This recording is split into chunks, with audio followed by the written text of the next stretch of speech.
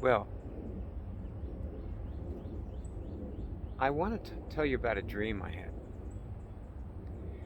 And I think it was an interesting dream for people who have maybe a little bit of a tendency to live in the past. You know, we have a lesson in the Webb College on living in the past. Um, and one way to find out if this is relevant to you before you end up throwing your good time away listening to this movie is to just do this little question where you ask God, um, do I live in the past? Now, that's what the signal looks like. Now I could ask it about myself. Do I live in the past? And I get no, so I don't get a signal. So I don't have to watch the movie, because it's not relevant to me. Um, Although maybe if you watch the movie, you will learn some things that might help you help people. Because one of the things that I realized a very long time ago is when you even get one signal ever, you are a minister and you can minister to others. So, and whether you're interested in doing that or not, it is your duty and your responsibility, just as it is to give anything that you're able to give. This, I have my mechanic who fixes our cars, um, works out of his house, and his girlfriend has a farm. She has chickens, and she gives him like he gave me 50 chicken eggs the other day when I didn't need any car repairs, but I went over there to drop something off, and he he gave me all these eggs. Now I can't eat 50 eggs, and like we have a few people who eat eggs in our house, but not 50. But the people across the street have 8 kids. So one thing ministers do is they give food away. So that's something to think about. It's nice to be a minister and make people happy. And of course, when you get a signal on something that is relevant to you, if you notice, you feel good. It makes you feel good. So I have made you happy. And I don't have to know I did that or who you are, or you don't ever have to write me a little comment on my movie or something. But I can still be assured that you have, given, probably if you watch these movies, you're giving yourself something. So anyway, in the dream, I was on an island, and I was wandering around. It was one of these Caribbean islands where there are a lot of tourists, and street traffic and whatnot. And I could see the ocean from the street and look out, down the hill, and I could see other islands in the distance. It's like the Caribbean is, when you're on a Caribbean island, that's sort of what it looks like. And I've spent quite a bit of my time on Caribbean islands. Uh, the Florida Keys, lived there for years. Jamaica, lived there for months at a time. St. John, Anguilla. And I think we should count Mexico as a Caribbean island if you live by the beach in a little fishing village, which I did. So islands are good.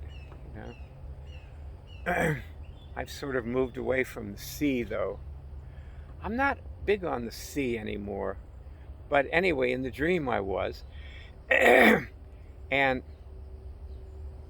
I had a boat, a sailboat. It was, small enough for one person to handle, but it would have been nice to have, some people with me, and I kept bumping into people that I used to know.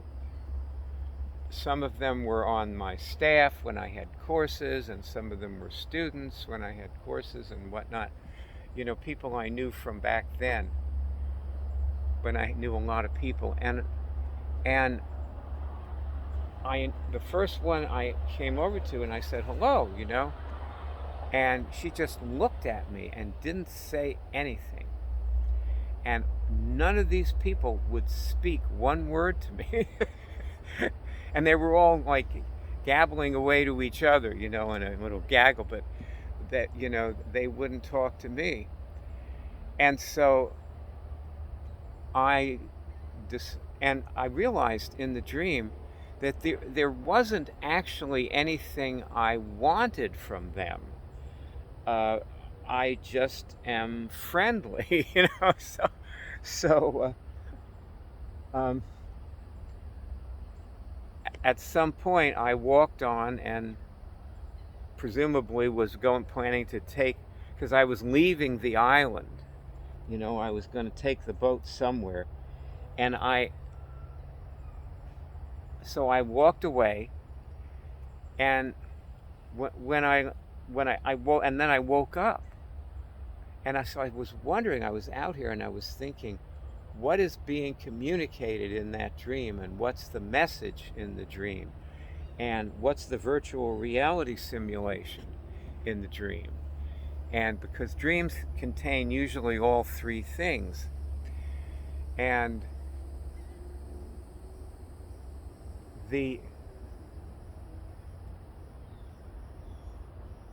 I think that my big realization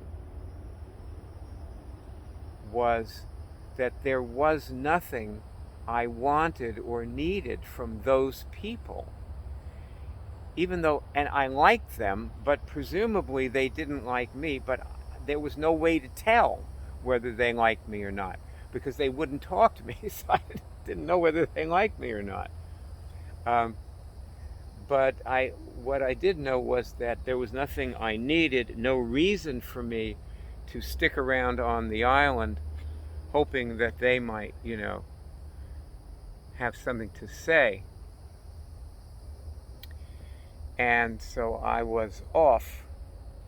And so that was the virtual reality that I gave myself. And what we do with virtual realities, if we're using them constructively, we learn things from them. And what I learned is that I am a pretty competent sailor and that I'm not worried about manning my boat myself. I can do that. And I also learned that, I think the message was let go. Let the connection disappear among me and them. It's almost gone at this point. Since they're not speaking to me, they may not have recognized my existence at all. And if so, then my connection with them is almost severed. I can just let go and be, and that will all disappear, which is how you clear your karma. In case you're wondering, you just you simply let it drift, and it drifts away. God takes care of the rest. And this is the church of inner vision. And when you connect with God, you're opening up, you're exercising your inner vision. And I think I'm getting bitten by insects. I don't see any. So maybe they're small. Baby mosquitoes. But when you exercise your inner vision, it's easier to accept messages, communications, and um, things that dreams provide, and in all ways to expand your consciousness. That's worked for me. Makes me happy.